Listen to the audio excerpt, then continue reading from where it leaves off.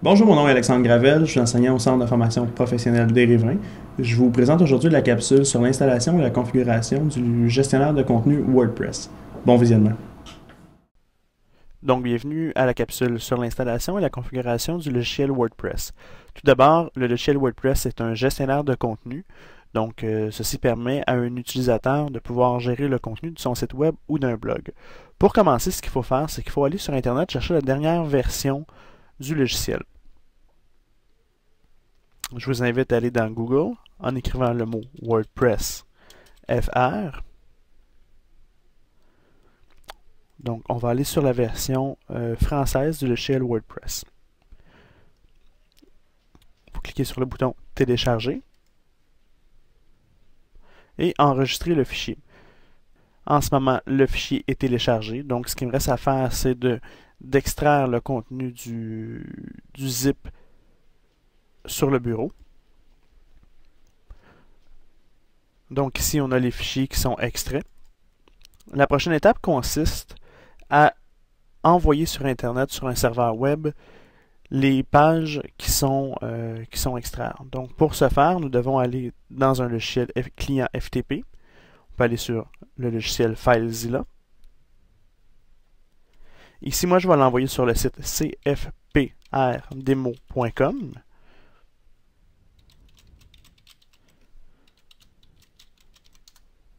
Donc, je me connecte à mon serveur web. Voici, moi, ce que je vais faire, c'est que je vais l'envoyer dans l'emplacement web que je désire, donc cfprdemo.com. Je vais télécharger les pages dans le dossier, donc cfprdemo.com, /max demo. Voici, comme vous avez pu voir, moi j'ai déjà uploadé les pages sur le serveur web, mais pour ce faire, regardez, c'est bien simple. On doit aller sur le bureau, dans le dossier WordPress, sélectionner l'ensemble des fichiers et faire téléverser. Là, ceci dit, moi j'utilise le logiciel FileZilla, donc la démarche est pas mal toujours la même, peu importe le client FTP qu'on utilise. Donc, dès que les pages sont téléchargées sur le serveur, ce qu'il nous reste à faire, c'est de faire l'installation. Préalablement, moi, j'avais installé une nouvelle base de données sur le serveur, donc j'ai les informations de la base de données ici dans mon fichier texte. Donc, je tape cfprdemo.com /maxdemo et je vais procéder à l'installation du logiciel WordPress. Donc, la première étape consiste à créer le fichier qui va s'appeler wp-config. Ce fichier-là va contenir l'ensemble des informations pour se connecter au serveur web. Donc, les informations au niveau surtout de la base de données. Donc, on va créer le fichier. Ce que ça va faire, c'est que physiquement, ça va créer le fichier dans le dossier sur le serveur web. Voilà, le fichier est créé. Donc, ce qu'on va faire, c'est qu'on va appuyer sur le bouton Allons-y. Parfait.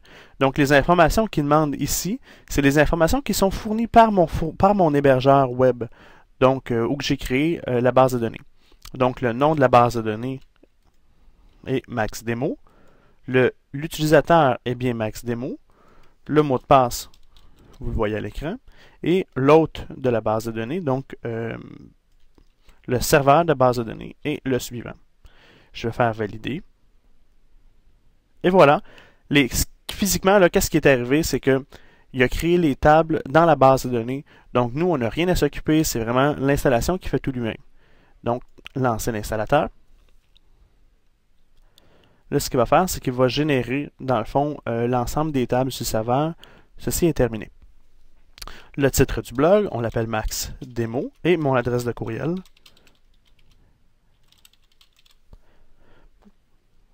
L'adresse de courriel sert principalement à envoyer les notifications de WordPress. Donc, s'il y a un ajout d'un utilisateur, une modification, vous allez être avisé par courriel.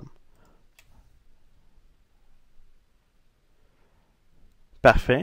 Donc, maintenant, WordPress est installé. On a un compte qui est créé, qui s'appelle Admin, avec un mot de passe qui est généré aléatoirement.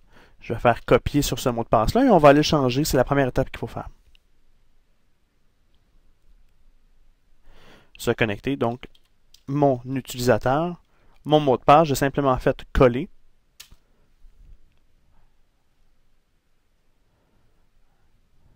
Voilà, je suis en train de me connecter.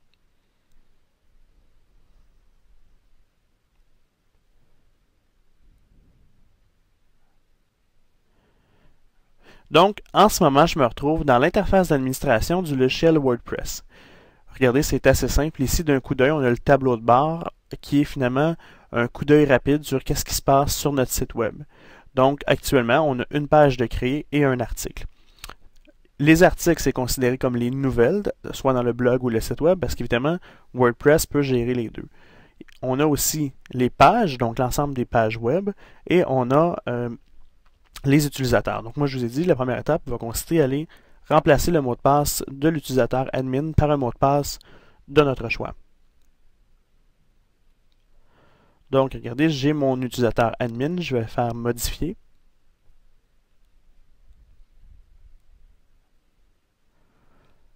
Un petit peu plus bas ici, on a un nouveau mot de passe.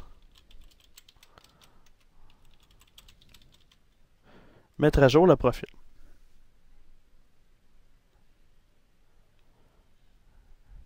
Parfait, donc l'utilisateur a bien changé le mot de passe. La dernière chose que je vais faire avec vous, c'est créer une nouvelle article. C'est le même principe pour créer un article ou une page.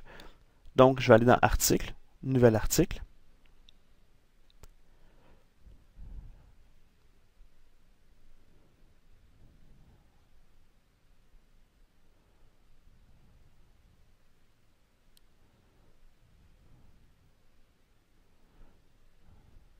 Donc, nous voici dans l'ajout du nouvel article.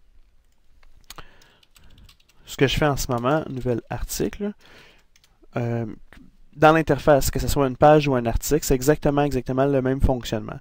Donc, vous voyez, j'ai écrit ici nouvel article. Je vais écrire ici le contenu de de mon article. Voilà.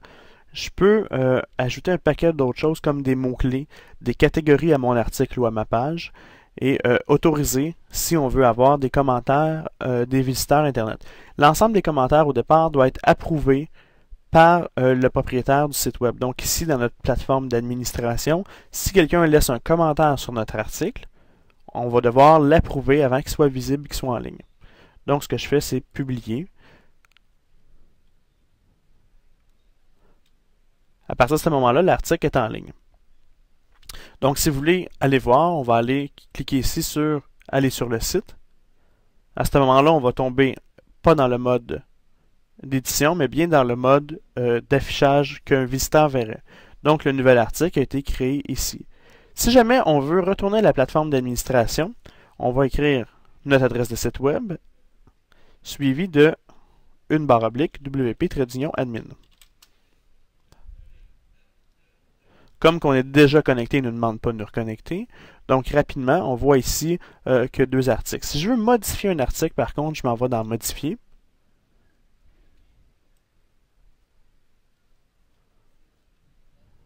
On voit ici que j'ai mis une majuscule. Toutefois, on sait bien que dans les règles de grammaire, on ne peut pas mettre deux mots en majuscule. Donc, je vais cliquer sur « Modifier ». On va remplacer le mot « article » par le mot « article » comme ça. Si jamais vous voulez faire des choses un peu plus avancées au niveau du HTML, inclure une map, inclure une vidéo YouTube, ce que vous devez faire, c'est d'utiliser l'onglet HTML. Et à partir de ce moment-là, vous allez pouvoir éditer en HTML directement. Si vous allez dans le mode visuel, vous devez utiliser l'interface qu'on a ici. Pour enregistrer la modification, ce qu'on doit faire, c'est le bouton « Mettre à jour l'article ». À ce moment-là, qu'est-ce qu'il va faire concrètement? C'est qu'il va aller enregistrer dans la base de données les corrections qu'on a appliquées.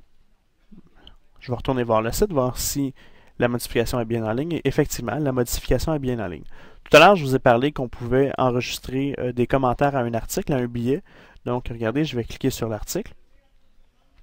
Et un usager peut en tout temps laisser un commentaire. Donc, je vous remercie d'avoir écouté. La prochaine capsule portera sur le changement de la thématique, donc du visuel du site web. Je vous remercie d'avoir écouté. Au revoir.